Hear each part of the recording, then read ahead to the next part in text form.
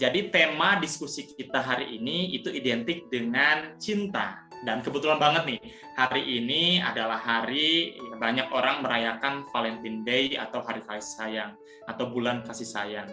Nah, ngomongin cinta sebenarnya bukan terbatas pada definisi kebanyakan orang ya, seperti yang memberi coklat, mengucapkan sayang, atau pacaran gitu. Tetapi cinta juga harus dipahami sebagai emosi positif dan energi yang bertumbuh gitu, energi yang bisa untuk menumbuhkan.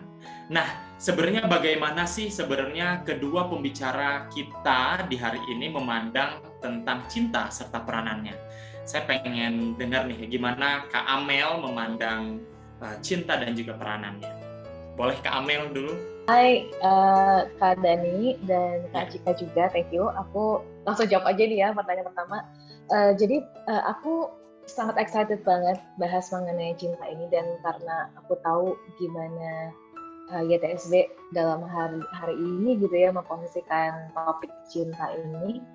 Aku pengen share bahwa menurut aku cinta itu betul banget nggak terbatas hanya pada hubungan antar manusia gitu bahkan, tapi juga kalau kita lihat alam kita misalnya, bagaimana matahari selalu bersinar dari timur gitu kan terbenam di barat, bagaimana bulan itu menggerakkan, mempengaruhi air laut misalnya, kemudian juga kalau kita lihat bagaimana bunga mekar, bagaimana binatang, tumbuhan, semua itu bisa bareng-bareng punya sebuah ekosistem gitu ya. Aku ngerasa bahwa cinta itu kalau misalnya kita lihat lebih dalam, kita bisa temukan di hal-hal yang bahkan sangat sederhana. Dan semua ini menurut aku bisa bergerak sebenarnya karena cinta gitu. Jadi itu sih bagaimana aku memaknai cinta yang menurut aku lebih dalam gitu ya.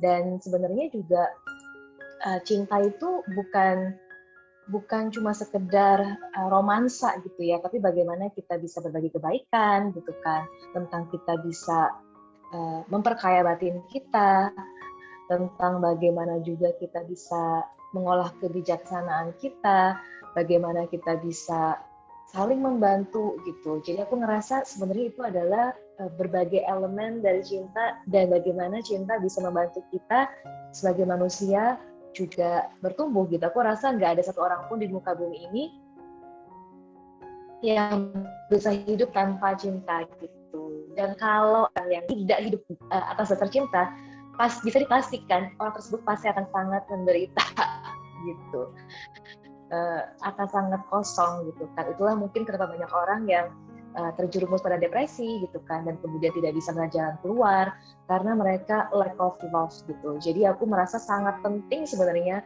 untuk bisa membangkitkan kesadaran bahwa cinta itu ada di mana-mana, dan terutama sudah ada di dalam diri kita sendiri gitu. Jadi itu sih yang aku rasa menjadi message yang aku mau share juga hari ini, Kak Dani.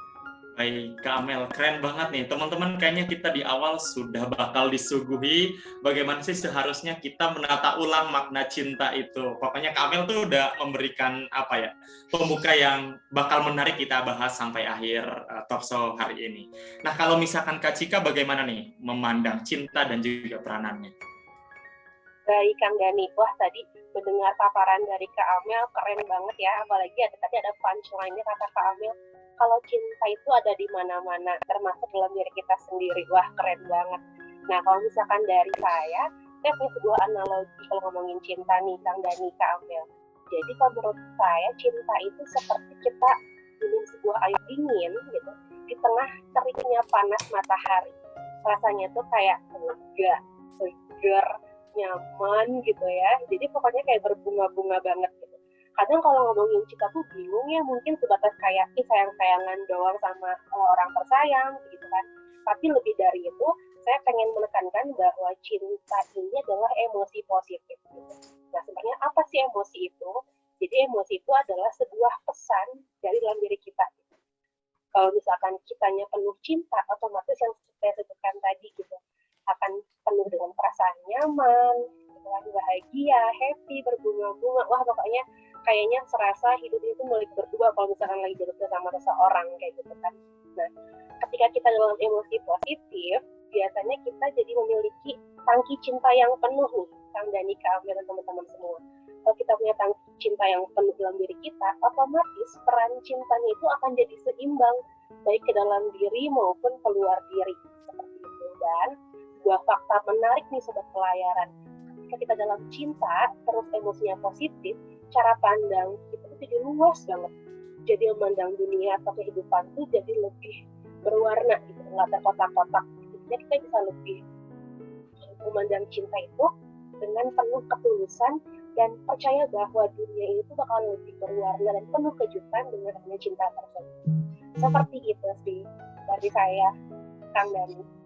Wah, keren banget nih juga Kak Amel. Pokoknya teman-teman, kayaknya kita bakal seru banget nih dari awal sampai akhir. Tadi saya sudah dibahas dengan pembuka yang sangat luar biasa, dan kayaknya pembahasan dari Kak Amel ataupun Kak Cika ini bakal membuat kita memaknai ulang cinta itu bagaimana sih gitu. Apakah cinta hanya sekadar romansa yang mungkin kita pahami sampai saat ini? Dalam hidup ini kan terkadang cinta itu diasumsikan membuat seseorang tertekan gitu, terus menghadirkan emosi negatif seperti cemburu. Itu kan banyak nih, apalagi milenial yang sekarang karena cinta kemudian cemburunya di mana-mana. Nah, saya pengen mulai nih dari Kak Amel terlebih dahulu.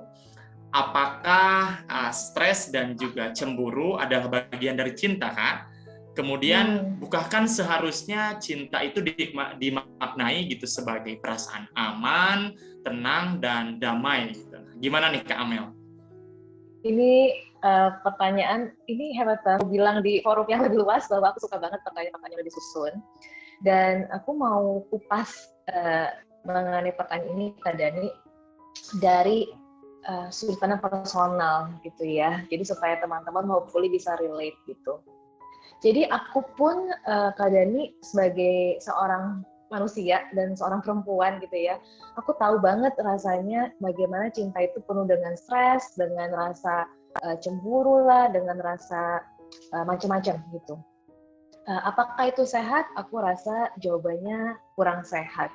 Mungkin kalau ada teman-teman di sini bisa tulis juga di kolom chat supaya kita lebih interaktif ya. Pernah nggak sih ngerasa stres, ngerasa cemburu, atau mungkin insecure gitu dalam sebuah hubungan? Aku penasaran, pingin tahu. Dan kalau boleh, pada open cam ya, supaya kita lebih seru lagi kan. Nah, jadi aku pingin tahu nih jawabannya seperti apa.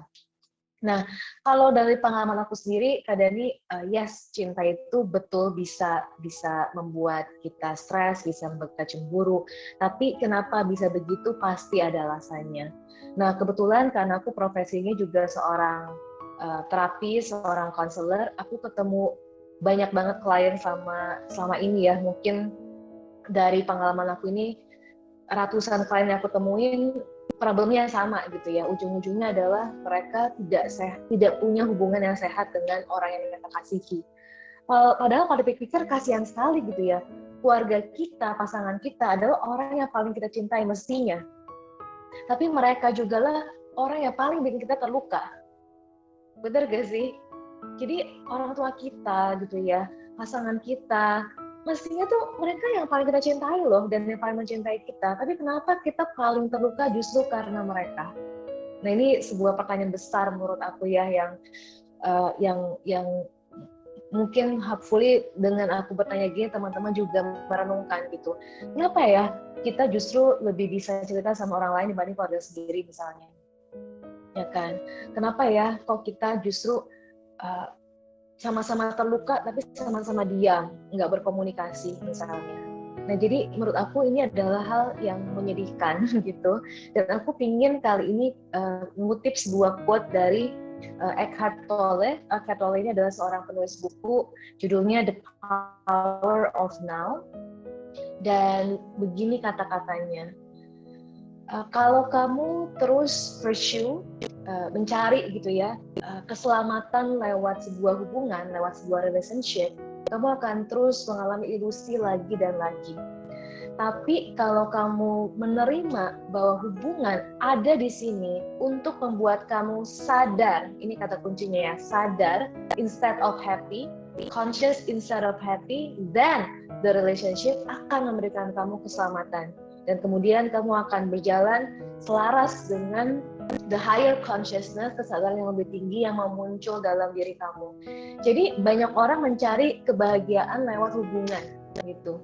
Padahal hubungan itu bukanlah membuat kita bahagia, tapi membuat kita sadar, conscious gitu.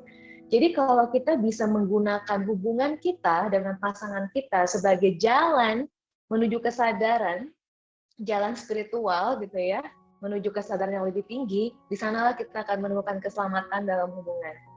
Nah, balik ke penjelasan yang mungkin lebih psikologis ya Kak Dani ya, dan Kak Cika, aku ngerasa bahwa banyak orang mengalami stres atau cemburu dan sebagainya karena mereka kemungkinan besar mempunyai trauma yang mereka alami di waktu kecil atau mungkin di masa remaja dan seterusnya. Aku sendiri, aku menyadari banget bagaimana aku berubah dari secure ke insecure itu karena aku pernah ada momen diselingkuhin gitu ya. Nah, jadi itu benar-benar transisi yang tadinya aku cuek gitu orangnya, tiba-tiba jadi parno gitu. Dan memang sangat butuh bantuan gitu untuk kita bisa lepas dari situasi tersebut. Karena ketika kita mengalami trauma dan seterusnya, entah di masa kecil ataupun masa remaja, kita tuh belief kita tercoreng gitu loh, Kak Dani dan Kak Cika, kalau menurut aku ya. Jadi misalnya belief bahwa semua laki-laki brengsek gitu, atau mungkin belief bahwa aku nggak akan bisa deh bertemu seseorang yang pas banget misalnya. Nah, belief tersebut yang menurut aku tuh perlu dirilis gitu loh, sehingga kalau kita bisa membantu seseorang entah lewat terapi atau konseling atau sebagainya untuk kita bisa lepaskan belief itu, melepaskan traumanya dan luka batinnya, itu bisa sangat membantu seseorang bisa lepas dari stres, cemburu, insekuritas dan seterusnya gitu ya. Nah, tapi kembali lagi nih aku pingin hari ini memunculkan kesadaran dulu kepada teman-teman bahwa kita ini menggunakan hubungan sebagai jalan kita menuju kesadaran yang lebih tinggi. Dan demikian kita bersedia bertanggung jawab atas hubungan kita, perasaan kita berelasi dengan orang. Jadi perasaan kita itu kita yang perlu tanggung jawabin gitu. Dan kita bertanggung jawab untuk berubah juga bagaimana kita bisa mentransformasi insekuritas kita gitu ya menjadi cinta sama diri sendiri. Dan kalau kita punya belief yang sehat kepada diri sendiri, aku bisa bilang dan sangat yakin bahwa kita bisa mengubah rasa cemburu, stres itu justru menjadi sebuah kekuatan gitu, sebagai sebuah rasa aman, percaya, damai. Itu sangat memungkinkan. Karena aku bukti nyatanya, karena aku pernah mengalami posisi seperti itu gitu. Agak panjang nggak apa-apa ya, tapi hopefully teman-teman bisa relate gitu. Iya Kak Amel, keren banget. Tapi tadi ada satu pernyataan Kak Amel yang memang harus kita renungkan bersama nih teman-teman. Kak Amel tadi bilang bahwa ya sebenarnya hubungan itu adalah jalan spiritualitas untuk mencapai kesadaran yang tertinggi ya. Sehingga nanti impact-nya kita bisa bertanggung jawab gitu terhadap hubungan yang kita jalani. Tapi tadi ada pernyataan yang menarik juga nih dari Kak Amel, bahwa Kak Amel dulu pernah punya pengalaman ya pernah diselingkuhi gitu. Nah, ini juga menarik banget nih teman-teman. Kita pengen tahu sebenarnya ada nggak sih gitu kiat dari Kak Amel untuk bisa mengatur stres dan juga cemburu gitu Kak Amel. Ini penjelasannya cukup panjang sih. Jadi bukan bisa dalam satu kali kalimat menyelesaikan rasa stres dan cemburu. Aku ngerasa kalau teman-teman ada di tahap di mana sangat-sangat mengganggu rasa cemburu, stres atau insecurity-nya, menurut aku seek for professional help gitu. Perlu seek for professional help gitu karena aku nggak tahu teman-teman usianya berapa di sini, mungkin 20-an, 30-an, mungkin ada yang 40-an. Kita sudah sekian puluh tahun nih Kak Dani hidup dengan belief bahwa misalnya contoh ya laki-laki itu brengsek, keluarga itu pada akhirnya akan selalu bubar gitu ya, atau nggak adalah pernikahan yang sangat harmonis itu bullshit gitu misalnya. Nah kalau kita sudah puluhan tahun terdoktrin dengan belief seperti itu dan kita percaya dan kita attract itu dalam keseharian kita, mengubahnya nggak bisa dalam satu kali. Kalau menurut aku butuh konsistensi gitu kan, butuh proses gitu. bukan cuma sekedar mengubah pikirannya, tapi juga mengubah habitnya gitu, mengubah badannya gitu loh. Nah ini agak-agak teknikal ya sebenarnya. Jadi kita perlu mengubah itu bukan cuma dari pikiran kita, tapi juga mind, body, and soul, supaya nanti ketika ada kejadian, orang ini sudah bisa merespon dengan cara berbeda terhadap kejadian tersebut. Jadi misalnya suami istri berantem, misalnya karena aku perempuan ya, aku anggap aku istri lah gitu ya. Misalnya suaminya ngomong sesuatu gitu ya, kalau sebelumnya dia akan bilang bahwa kamu nggak sayang aku ya gitu kan, langsung responnya seperti itu, karena dia sudah jadi orang yang berubah dari pikiran, dari hati, dan juga dari habit badannya, dari badannya, karena badan ini storing trauma juga. Jadi si istri ini akan kemudian bisa merespon dengan cara yang berbeda. Misalnya dia bisa berpikir bahwa, oh oke, ini tuh hanya pikiran saya aja loh bahwa suami saya nggak sayang. Hanya pikiran saya aja bahwa suami saya nggak sayang. Atau bahwa pacar aku nggak sayang sama aku gitu misalnya. Itu hanya pikiran aku aja. Nah, kita bisa merespon dengan cara yang lebih sehat. Misalnya kita bisa justru baikin dia, nggak ngomong yang baik gitu kan, atau mungkin malah kiss-kiss gitu kan, atau apapun lah gitu ya. Nah jadi menurut aku ini penting banget gitu untuk bagaimana mengatasinya, itu memang perlu proses gitu. Memang menurut aku sih memang perlu proses. Cuma aku mau bilang sama teman-teman di sini yang memang mengalami trauma masa kecil gitu ya, kemudian mengalami banyak masalah juga dalam percintaannya, dalam masa remaja dan dewasa. I've been there, aku tahu rasanya, tapi aku mau bilang it is possible to transform yourself. There is hope gitu. Dan berusahalah, perlu berani, perlu usaha gitu memang. Dan kalau misalnya kamu sudah melewatinya, kamu akan menyadari bahwa it's worth it at the end gitu. Semua jerih payah ini. Gitu. Aku tambahin dikit ya Kak Dani, karena aku lagi excited banget. Jadi Kak Dani tadi bilang kan bahwa mengenai jalan spiritual itu gitu. Aku mau bilang bahwa di zaman dahulu kala orang mencari jalan spiritual itu dengan ke goa-goa gitu ya, ke goa bertapa gitu. Di zaman now ini kita bisa melakukannya, kita masih bisa meditasi, zikir dan sebagainya. Tapi kalau kita menggunakan pernikahan atau hubungan sebagai jalan spiritual kita ujung-ujungnya menuju sana juga gitu sebenarnya. Ibadah gitu kan. Hubungan kita itu ibadah gitu. Pernikahan kita tuh ibadah. Kenapa dibilang ibadah gitu kan? Karena menuju ke sana pada akhirnya, menuju kepada keilahian gitu. Kita diproses, ditempa untuk menjadi semakin ilahi lewat hubungan kita dengan orang. Jadi pelajaran kita bukan di dalam goa. Di dalam goa gampang. Kita nggak ribut sama pasangan kita. Ketika kita ribut sama pasangan kita belajar di sana. Itulah sebenarnya gimana kita bisa melihat bahwa, oh aku masih kepancing nih.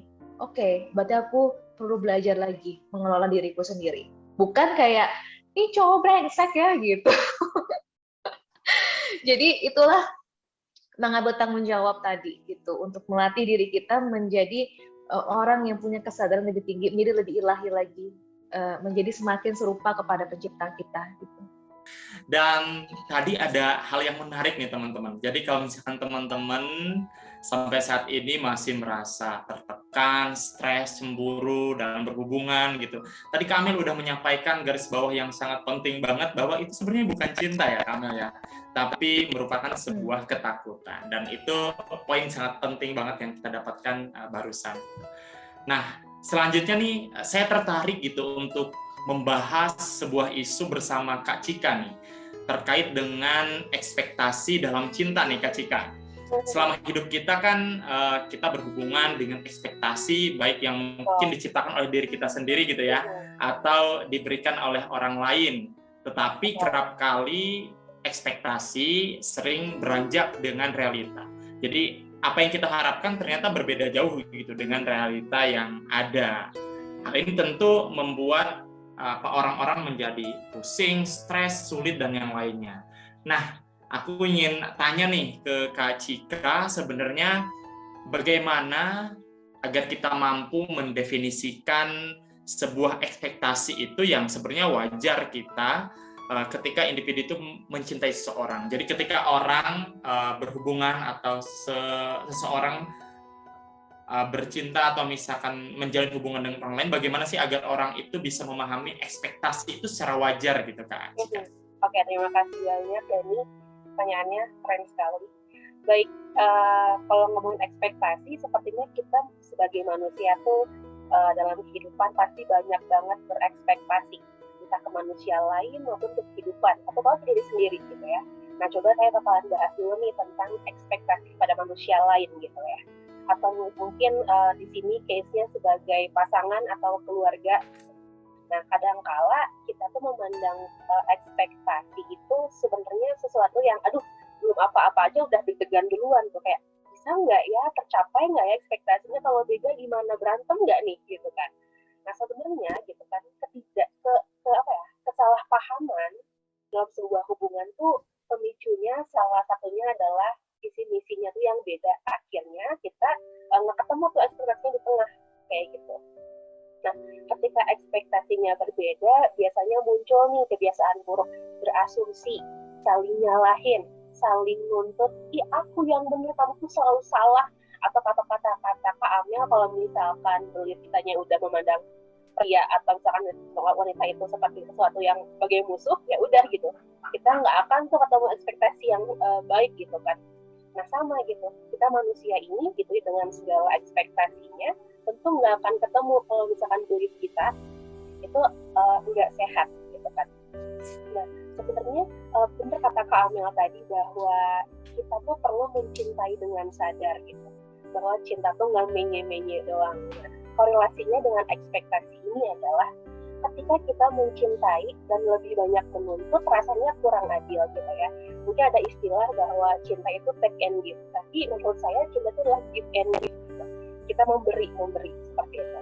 Nah, ketika kita memiliki ekspektasi dan visi misi yang sama, otomatis hubungan akan terjalin dengan baik gitu. Nah, contohnya seperti apa gitu agar kita bisa menjalin ekspektasi atau ketemu di tengah gitu dengan orang yang kita sayangi gitu ya. Salah satunya dengan komunikasi yang asertif, yaitu adalah komunikasi yang lugas gitu kan, komunikasi yang langsung dan disampaikan dengan semestinya. Kadang kita suka kode-kodean ya sih, atau Kak Amel atau Kang Dani, kayak aku pengen ini tapi pasangan peka nggak ya kalau misalkan aku ngasih kode doang gitu. Nah, akhirnya kode-kodeannya malah nggak nyampe, malah kok dia nggak peka sih sama aku, kok dia malah gini sih, padahal mungkin kitanya nih yang nggak pakai komunikasi yang asertif gitu, yang akhirnya nggak ketemu ekspektasinya, jadinya perpecahan deh. Jadinya mungkin kalau misalkan dalam bahtera rumah tangga atau misalkan dalam hubungan pacaran atau apapun itu, sepertinya kalau misalkan hal-hal sepele tapi kita nggak ketemu di tengah alias ekspektasinya nggak menyatu, mungkin akan jadi bahan berantem juga kan. Kayak misalnya, kok kamu bisa sih putus gara-gara hal sepele doang gitu. Aku tuh putus gara-gara dia tuh makan nasi padangnya tuh nggak bisa pakai tangan gitu, misalnya kan, kayak hal-hal receh kayak gitu tuh, hal-hal remeh kadang-kadang tuh, kok bisa sih kamu udah gara-gara hal sepele itu gitu. Nah, sebenarnya kan kalau misalnya ngomong ekspektasi hal-hal kecil sampai besar tuh kuncinya sebenarnya teman-teman di sini adalah kita coba untuk belajar menyadari juga saat mencintai, betul kata Kak Amel, dan coba memahami lebih dalam pasangan kita gitu. Jangan sampai kita salah meletakkan ekspektasi gitu, karena komunikasi yang sehat akan membangun juga cinta yang sehat juga kayak gitu. Nah, kalau misalkan ekspektasi kepada kehidupan kayak gimana? Kadang kita punya mimpi gitu, punya angan-angan gitu ya. Di masa depan kita pengen jadi A, B, C, D. Kita udah berusaha, kita udah ngasih yang terbaik. Tapi terkadang Tuhan memberikan sesuatu kayak, kok malah jadi ke arah ini ya?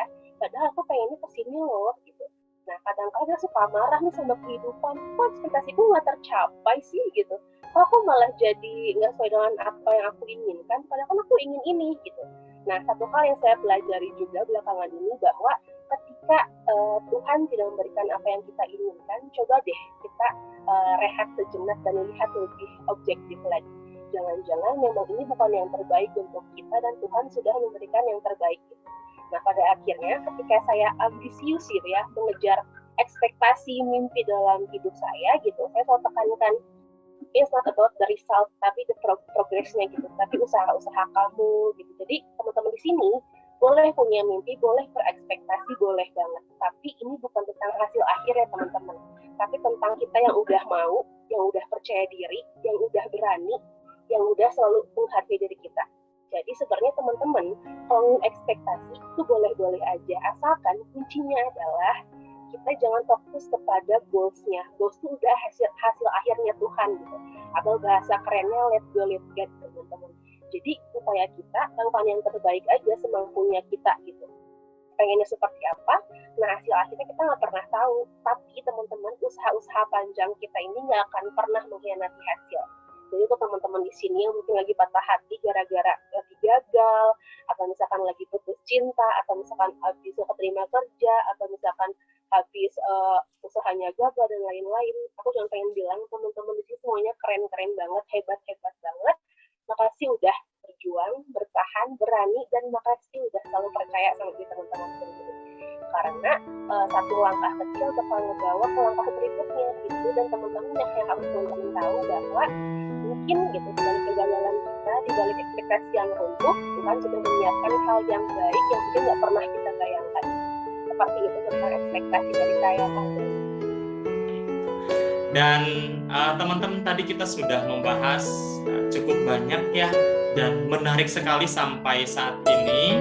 Saya ingin mengajak teman-teman yang mungkin punya pertanyaan-pertanyaan menarik, punya pengalaman yang menarik untuk dibagikan kepada kita semua. Teman-teman jangan ragu, silakan tanyakan lagi. Teman-teman cukup tuliskan di kolom chat atau nanti boleh raise hand saja, nanti kami akan panggil saat sesi tanya jawab. Jadi jangan sungkan untuk bertanya teman-teman. Nah, kalau tadi Kak Cika sudah banyak membahas tentang ekspektasi dalam hubungan, selanjutnya saya ingin ke Kak Amel nih. Jadi jika kita bisa menyimpulkan ya Kak Amel bahwa sebenarnya cinta itu harusnya bisa menumbuhkan dan membawa energi positif dong, gitu kan?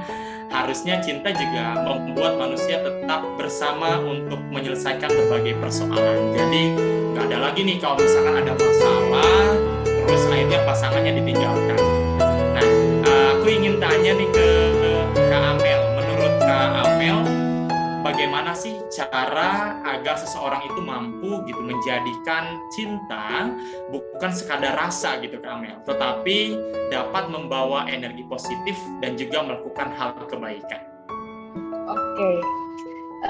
Ini pertanyaan yang mungkin membuat aku berpikir juga ya, menarik pertanyaannya, bagaimana kita bisa menggunakan cinta itu, tadi boleh diulang, bagaimana bisa menggunakan cinta untuk mana pertanyaan? Untuk membawa energi positif dan melakukan hal kebaikan gitu ya. Nah, jadi kalau seandainya ini mungkin terkait sama yang tadi di awal sempat dibahas juga sama Kak Cika tentang tangki cinta. By the way, tadi ini yang paling highlight banget buat aku dari talknya Kak Cika yang tentang makan nasi padang pakai tangan, aku suka banget. Iya, Kak Amel, kadang-kadang orang mau berantem sama hal-hal yang kayak gitu doang. Iya ya. Tapi maksud aku gitu ya. Iya, cuma maksud aku itu kayak highlight banget soalnya aku ntar siang mau makan nasi padang. Aduh, cuman oke, balik ke topiknya. Aku mungkin mau ambil angle dari tangki cinta gitu ya, bahwa ini nanti gini, menurut Dr. John Gray ini seorang penulis buku Men from Mars, Women from Venus yang sangat terkenal gitu ya. Jadi beliau ini membuat sebuah formula yang namanya 10 tangki cinta. 10 tangki cinta. Aku pernah kupas juga di YouTube aku. Yang belum pernah lihat boleh silakan nanti mampir. Nah, jadi 10 tangki cinta ini mengatakan bahwa dalam tiap pertumbuhan kita, dari kita balita sampai kita dewasa, ada 10 tangki cinta ini yang kita bisa penuhi. Apalagi kita sekarang ini ya bahas mengenai cinta. Kita berpikir bahwa cinta itu kita dapat dari banyak cara kita mendapatkan cinta. Dan bisa juga pertama dari orang tua misalnya, dari pasangan, bisa dari pertemanan, bisa dari kita merawat anak, bisa merawat misalnya binatang, peliharaan, tanaman, bisa juga. Tapi cinta itu ternyata bisa kita dapat dari memberi dan melayani gitu. Kita pikir kita memberi cinta, tapi sebenarnya ketika kita memberi cinta itu, kita menerima cinta yang besar kembali sebenarnya.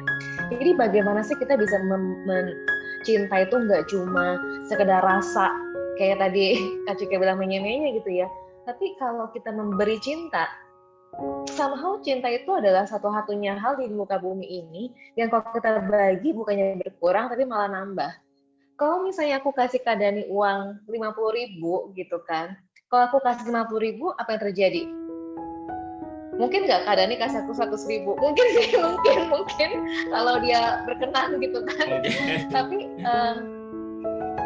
mungkin ya, oke, aku tunggu. Tapi in general kalau kita udah kasih 50.000, kita nggak balik lagi tuh 50.000 gitu kan. Nah, kalau cinta itu adalah ketika kita berbagi 50.000 cinta misalnya gitu ya, kita biasanya akan mendapat lebih kembali gitu. Semakin kita memberi cinta, semakin kita menerima cinta kembali. Jadi sebenarnya memberi, melayani, berbuat baik gitu ya, apalagi ya TSB juga bergerak di bidang sosial kemanusiaan, banyak volunteer juga di sini. Aku pun sudah dari kecil biasa gitu dengan volunteering. Aku kebetulan lahir di keluarga yang memang semuanya volunteer gitu kan, dan dari kecil aku sudah biasa ke panti jompo, panti asuhan. Dari 2007 sampai sekarang aku masih aktif sebagai seorang volunteer. Jadi aku merasa penting banget gitu untuk kita bisa menyadari memberi itu tuh artinya sama dengan menerima pada akhirnya. Dan dalam konteks pribadi mutlak sekali ketemu seseorang yang punya visi yang sama dalam hal ini, yaitu suka memberi gitu, suka berbagi, nyaman dengan menjadi volunteer misalnya. Itu menurut aku super penting karena ya karena tadi Kak Cika berjalan bersama-sama kan menyebarkan kebaikan gitu. Nah jadi itu mungkin karena aku kita cinta untuk energi kebaikan. Apapun yang kita beri kepada orang lain sejatinya kita berikan kepada diri kita sendiri. Aku yakin di semua agama setuju dan bilang bahwa di mana-mana tuh Tuhan berada sebenarnya gitu kan. Aku yakin di Al-Quran juga sama, kemanapun wajah kamu menengok, di sanalah Tuhan ada, Allah ada gitu. Jadi itu sih, seandainya kita bisa melihat dunia atau orang lain gitu ya dengan kacamata seperti itu, bahwa kita tidak terpisah sebenarnya satu sama lain. Apa yang aku alami bisa berdampak kepada banyak orang, dan apa yang Kak Dani alami, Kak Cika alami berdampak kepada banyak orang lagi. Kita tidak terpisah, kita saling terhubung gitu. Kalau kita bisa mendalami itu, aku yakin sebenarnya kita bisa punya dunia yang lebih baik. Nggak kayak perang kayak sekarang gitu ya, jualan obat dan sebagainya gitu kan. Jadi kita bisa punya dunia yang lebih penuh dengan cinta. Dan I guess kita cuma manusia biasa, kita cuma ramah-ramah menghina, tapi we matter gitu ya. We matter walaupun kita cuma satu orang nih gitu. Walaupun yang nonton ini aku nggak tahu berapa yang akan nonton ini, tapi apapun itu satu orang aja gitu ya yang memutuskan untuk berubah, itu tuh mengguncang dunia sebenarnya. Aku yakin banget gitu.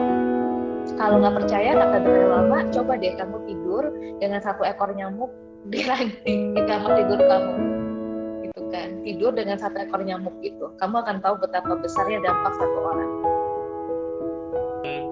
Kita ngomongin bahwa cinta itu bisa diwujudkan dalam energi positif. Kira-kira perlu nggak ya adanya dukungan lingkungan sosial gitu Kak untuk mewujudkan ini? Ya sebenarnya yang nyambung lagi nih sama apa tadi kata Kak Amel, bahwa ya kita tuh sebagai manusia saling terhubung, saling terkoneksi, dan bahwa cinta itu bukan solo act ya, tapi memang kita perlu bersama-sama gitu untuk membesarkan, merawat cinta, menumbuhkan cinta gitu. Nah sama nih kayak kita webinar kali ini, kayak misalnya kalau dia PSB jalan sendirian, Kak Amelia dalam waktu sendirian, mungkin kita punya jalannya masing-masing, tapi ketika kita berkolaborasi, kita akan menjadi sesuatu yang lebih besar lagi gitu kan. Nah sama kayak gitu juga Kang Dani gitu, ketika kita memandang cinta, perlu nggak sih gitu dukungan sosial? Wah perlu banget nih Kang Dani. Sebenarnya relate juga nih sama prinsipnya YTSB gitu. Kalau misalkan kita bisa terhubung dengan banyak orang gitu ya, tentu kita akan saling menguatkan, saling bicara baik juga, dan saling mencintai lebih baik gitu kan. Nah ngomongin lagi tentang cinta dari Kak Amel tadi, tentunya ketika kita misalnya udah terpenuhi cinta kasih dalam dirinya, tentu akan lebih mudah juga gitu untuk memberikan cinta kepada orang lain seperti itu. Jadi memang dalam menumbuhkan cinta kepada lingkungan sekitar ini, salah satu yang penting banget saya yakini dan ketahui juga adalah tentang empati seperti itu. Ketika kita sudah menumbuhkan empati gitu ya, kalau empati dari biasanya TSB punya definisi yang kita bisa katakan gitu ya, bahwa empati itu tidak sekedar kita hanya tertarik terus penasaran juga, tapi empati itu hadir kepada seseorang ataupun lebih banyak lagi, melibatkan hati, pikiran, telinga gitu. Jadi sepenuhnya, nggak cuma sekedar oh iya kamu kasihan ya udah deh semoga kamu cepat sembuh, semangat ya sudah gitu, enggak, tapi melibatkan semuanya gitu.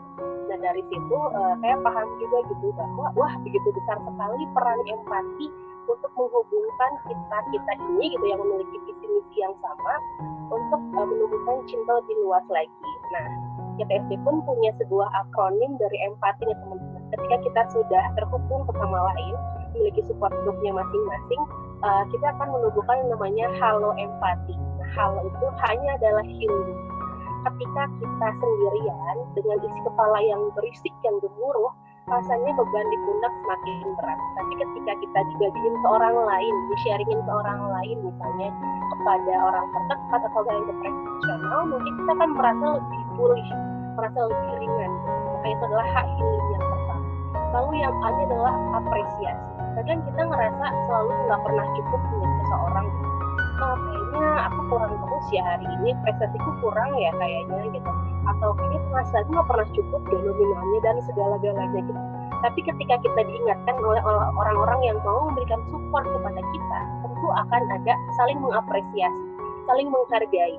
Pada akhirnya kita akan menjadi sosok yang lebih memiliki energi yang positif lebih banyak lagi gitu. Jadi yang mungkin awalnya kita lebih banyak marah-marah sama diri sendiri, tapi ketika kita menemukan support group, kita lebih mendapatkan dan memberikan cinta gitu, dengan penuh apresiasi. Seperti itu, karena pada dasarnya setiap manusia ini sangat ingin sekali validasi dan diapresiasi. Seperti itu. Lalu yang selanjutnya L atau lugas. Lugas di sini sebenarnya sama mirip-mirip seperti komunikasi asertif yang tadi. Kadang tuh kita mungkin tumbuh dengan pola komunikasi yang pasif gitu ya, atau enggak agresif, kode-kodean gitu. Kadang kita suka bingung gitu, gimana untuk mempraktekinnya gitu. Soalnya kalau sama keluarga, keburu gengsi deh. Kalau sama pasangan juga gengsi gitu. Nah, mungkin someday ketika kita menemukan social support group yang tepat, kita bisa sama-sama berlatih nih untuk komunikasi menggunakan komunikasi yang asertifnya gimana sih gitu. Yang lugas, yang langsung, yang rasanya nyaman, dan tersampaikan pesannya seperti itu. Lalu yang O-nya adalah optimis gitu.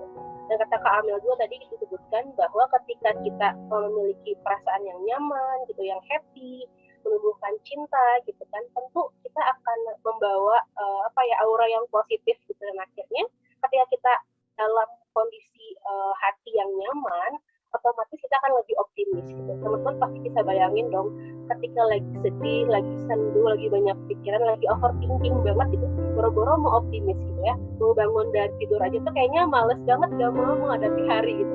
Tapi ketika kita penuh dengan cinta gitu, punya orang-orang yang sayang sama kita dan percaya bahwa kita ini berharga dan dicintai, tentu kita akan tumbuh menjadi manusia yang optimis dan punya daya juang yang tinggi. Seperti itu. Jadi untuk teman-teman di sini misalnya masih bingung nih gitu, gimana ya Kak gitu untuk menemukan support support group yang tepat, teman-teman bisa join komunitas kayak gitu juga. Atau misalkan teman-teman bisa cari banyak banget sekarang platform ya Kak Amel di sosial media kita juga gitu ya. Banyak banget gitu kalau teman-teman pengen mencari sosok-sosok yang memang bisa bikin kalian merasa lebih baik lagi. Dan teman-teman pasti tahu nggak sih satu fakta menarik bahwa kita akan menarik yang sesuai dengan kita gitu. Kayak orang baik itu akan meng-attract orang baik juga gitu. Jadi teman-teman kalau misalkan udah ada niat baik untuk menjadi versi terbaik di teman-teman, tentu akan menemukan ruangnya sendiri, ekosistemnya sendiri, seperti itu. Dari saya Kang Dani. Jadi kalau misalkan tadi Kak Cika udah banyak menerangkan kepada kita semua gitu tentang pentingnya punya lingkungan yang saling menguatkan agar cinta itu enggak bisa membuahkan gitu energi sekaligus aksi positif. Nah, aku ingin tanya nih ke Kak Amel dari perspektif healing kali ya Kak ya. Jadi aku kira dengan kita memahami arti cinta, kita bisa mewujudkannya dengan tepat dan tidak berlebihan gitu Kak Amel. Nah, boleh nggak sih Kak Amel di sini bercerita kepada kita semua, tentunya ya bercerita tentang pengalaman Kak Amel, tentang fase terburuk Kak Amel gitu, tentang cinta, tetapi juga itu bisa langsung untuk membuat Kak Amel lebih kuat gitu, karena cinta juga. Jadi di satu sisi cinta bisa memberikan fase terburuk, tetapi juga di satu sisi Kak Amel mampu menjadikan itu sebagai sesuatu yang menjadikan Kak Amel lebih kuat. Oke, thank you Kak Dani pertanyaannya. Jadi kita kita jadi balik ke itu ya, ke topik itu. Oke. Nah, jadi yes, aku yakin teman-teman di sini juga mungkin ada ya pastinya fase-fase yang tidak terlalu menyenangkan dalam hal hubungan dengan orang lain, entah itu hubungan percintaan ataupun bukan. Pasti pernah deh aku rasa ya mengalami hal-hal seperti itu. Aku penasaran sih, dan silakan kalau misalnya bisa tulis di kolom chat, aku pengen tahu kalau misalnya pernah, boleh ngomong pernah aja supaya aku bisa baca nanti di kolom chatnya. Jadi gini, aku ngerasa bahwa banyak beberapa gitu ya perjalanan di mana aku sangat terpuruk Kak Dani, justru adalah momen yang paling besar transformasinya gitu ya. Jadi mungkin kalau boleh dibilang semakin besar tempaannya, semakin besar juga batu loncatannya gitu.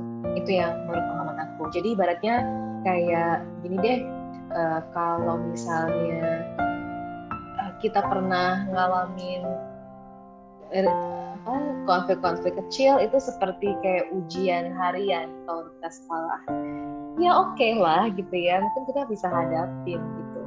Tapi ada kalanya hidup itu memberikan kita ujian yang sangat besar gitu, kayak ujian nasional atau ujian kelulusan gitu kan, menuju bangku kuliah misalnya. Nah, aku ngerasa bahwa banyak kesulitan hidup yang aku alami di saat yang terburuk itu adalah ketika aku meloncat yang lebih tinggi gitu. Dan aku ambil contoh misalnya yang tadi deh, misalnya perselingkuhan itu nih Kak Dani gitu ya. Aku belajar banget bagaimana dengan aku waktu itu gitu ya, dengan aku mengalami hal tersebut, mungkin aku jadinya punya banyak belief yang kurang sehat mengenai diriku sendiri. Misalnya bahwa aku kurang berharga kah, kemudian aku merasa apa yang aku perjuangkan sia-sia, kemudian aku merasa hidup itu kejam lah atau apapun gitu ya misalnya. Nah, aku belajar untuk menemui semua bagian itu, menghadapinya gitu ya. Dan kemudian aku menyadari ketika aku menghadapinya, aku bisa melihat sisi lainnya dari itu. Jadi ketika contoh nih ya, orang-orang yang memperlakukanmu tidak dengan baik gitu ya, tidak dengan yang kamu harapkan, mengajarkan kamu bagaimana kamu perlu mencintai dirimu sendiri misalnya. Oke. Jadi kita tidak mungkin udah nggak perlu lagi gitu ya menyalahkan orang-orang yang tidak mencintai kita dengan tidak seperti yang kita harapkan misalnya, atau tidak seperti yang kita mau. Karena dengan demikian kita jadi tahu gitu loh bagaimana cara mencintai diri sendiri. Aku banyak belajar juga bahwa ketemu orang-orang yang tanda kutip salah, tanda kutip salah gitu ya, adalah cara untuk aku paham apa yang aku mau dan apa yang aku tidak mau dalam diri seseorang. Itu aku merasa I learned it the hard way gitu loh, bahwa oh ternyata aku baru tahu nih, aku tuh gak mau orang kayak gini, aku maunya kayak gini gitu. Dan itu menurut aku nggak tahu ya, di usia yang lebih muda mungkin aku nggak paham, aku nggak punya cukup kebijaksanaan mungkin untuk bisa menelaah itu semua gitu. Nah seiring aku tumbuh agak besar gitu ya, aku banyak belajar juga, aku baru bisa melihat bahwa ternyata semua itu tuh bukan untuk kita makin kecil gitu, tapi untuk kita makin besar gitu loh. Kalau dulu misalnya Kak Dani, kalau misalnya ada masalah atau ribut, aku bisa nyalahin diri sendiri. Misalnya aku ngerasa aku yang salah, aku yang mess things up dan sebagainya gitu. Aku tipenya kayak gitu.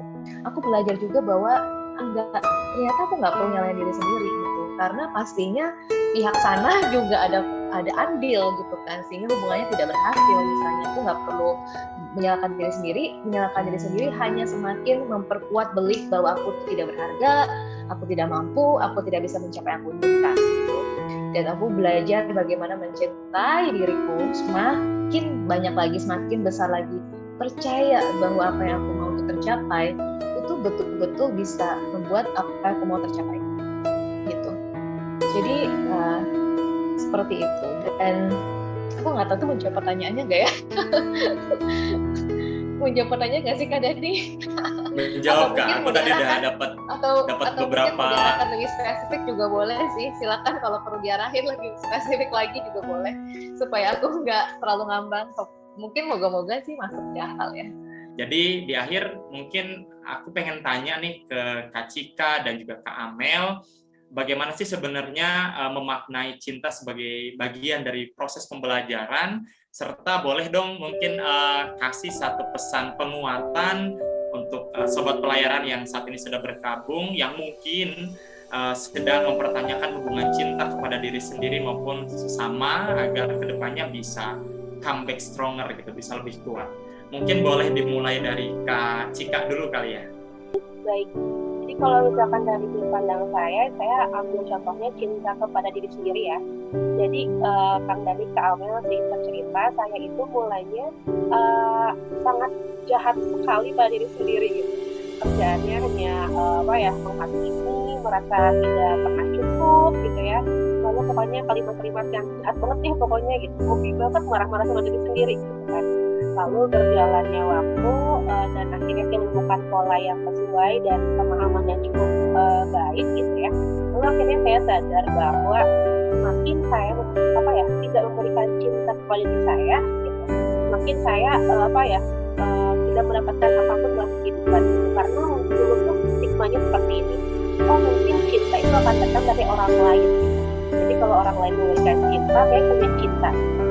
Jadi kalau misalkan saya nggak diapresiasi, saya nggak divalidasi, saya nggak dicintai. Dan itu saya sadar ada yang salah. Kenapa bahagia saya kok terkotak-kotak oleh validasi dari orang lain. Pada akhirnya, ketika pandangan saya terhadap cinta sudah lebih baik, saya sadar bahwa ternyata kebiasaan saya marah-marah sama diri sendiri salah ya. Gitu. Dan akhirnya setelah banyak belajar juga, saya memilih untuk lebih ramah nih ke Amel pada diri. Yang misalnya mulanya saya kayak kamu tuh kok gak lucu banget ya ngerjain ini, dirubah menjadi kayak makasih ya, aku sampai dari perjuangkan, gak kamu sempurna kok, yang penting kamu udah mau coba. Ternyata kita merubah diri kita ya Kak Amel, dari yang mungkin kita selalu memandang sebagai korban tadi, itu kata Kak Amel kita akan menjadi pemenang gitu. Tapi ketika kita udah ambil alih diri kita dan percaya bahwa ya aku berharga, aku dicintai sebagai ayat gitu, with or without apresiasi atau apapun dari orang lain, kita tetap berharga gitu. Nah dari perjalanan tersebut saya sadar bahwa satu-satunya orang yang bisa selalu ada 24/7 memberikan cinta pada diri saya adalah diri saya sendiri gitu. Ketika pemahaman itu saya tanamkan pada diri saya, akhirnya saya sadar bahwa oh iya ya gitu ya, terkadang tuh orang-orang terdekat even keluarga kita tuh nggak selamanya loh gitu menumbuh suburkan akar cinta dalam diri kita gitu. Pada akhirnya ya kita sendirilah gitu yang akan tumbuh gitu, menemani hari-hari sampai akhir ke kita gitu. Itu sih. Jadi saya juga belajar yang mulanya saya lebih banyak marah, ini saya lebih ramah pada diri sendiri. Seperti itu kan. Dan pertama aku mau say thank you dulu nih sama Kak Cika. Aku sepakat, setuju banget sama Kak Cika yang udah Kak Cika bilang menjadi dibanding marah tapi ramah gitu ya sama diri sendiri gitu kan. Karena dalam proses healing ini ya mungkin sedikit diluruskan ya, karena kan sekarang ini banyak orang mengira healing itu kayak jalan-jalan gitu ya atau makan gitu ya. Tapi iya, kenapa jadi kayak begitu kan? Jadi healing itu tuh proses yang menurut aku sakral gitu ya, bahkan ya sebenarnya bagaimana kita berjumpa diri kita gitu. Jadi akan ada banyak kali sebenarnya kita jatuh dan bangun gitu. Dan aku setuju banget sama Kak Cika bahwa dalam semua proses itu penting banget untuk kita be kind to ourselves gitu kan. Karena pastinya kita akan jatuh. Udah pasti gitu loh. Kita pasti akan ada hilangnya, akan ada down-nya, akan ada kalanya kita ngomel lagi, kita akan nggak beres misalnya, apapun lah gitu kan. Nah itu aku mau tanggapin itu, aku say thank you banget sama Kak Cika. Dan kalau dari aku nih Kak Dani, kalimat penguat gitu ya, gini, apapun yang kamu minta dari orang lain, lakukanlah kepada dirimu terlebih dahulu, berikanlah kepada dirimu terlebih dahulu. Apapun yang kau minta dari pasanganmu, berikanlah kepada dirimu terlebih dahulu. Jadi aku ngerasa bahwa banyak sebenarnya hal yang bisa kita minimalisir gitu, konflik yang nggak perlu terjadi dan sebagainya, kalau seandainya kita bisa menerima dan mencintai diri kita gitu. Dan caranya gimana menerima dan mencintai diri kita? Ya menerima semua bagian dari diri kita, jelek bagusnya gitu ya, nggak cuma menerima Amelia yang lagi ramah kayak tadi kan, tapi juga yang lagi marah gitu. Gampang mencintai Amelia yang ramah, gampang banget gitu kan. Tapi bisakah mencintai si Amelia yang lagi marah gitu. Nah itu menurut aku sangat penting, bagaimana menerima. Jadi kalau kita pengen pasangan menerima kita apa adanya gitu, loh kamu sendiri udah belum menerima diri kamu apa adanya gitu. Kayaknya kalau kita salah nggak domelin, kamu ngomel-ngomel nggak ke diri kamu, salah dikit doang gitu kan. Itu yang sering kali terjadi. Nah jadi penting untuk memperlakukan diri sendiri sebagaimana kita ingin orang lain memperlakukan kita. Itu Kak Dani, dan aku ngasih tahu bonusnya di sini boleh atau nanti aja? Mumpung aku ingat. Boleh Kak, boleh. Boleh ya sekalian ya. Karena katanya udah agak-agak penghujung. Jadi aku mau bilang bahwa untuk semua yang hadir di sini, yang ada di acara ini ataupun yang nanti nonton di podcast atau di YouTube-nya ya YTSB, bahwa aku mau berbagi 2 hadiah. Yang pertama, aku ada e-book gratis judulnya Bagaimana Menyembuhkan Luka Masa Lalu. Dan itu bisa teman-teman klaim ke admin.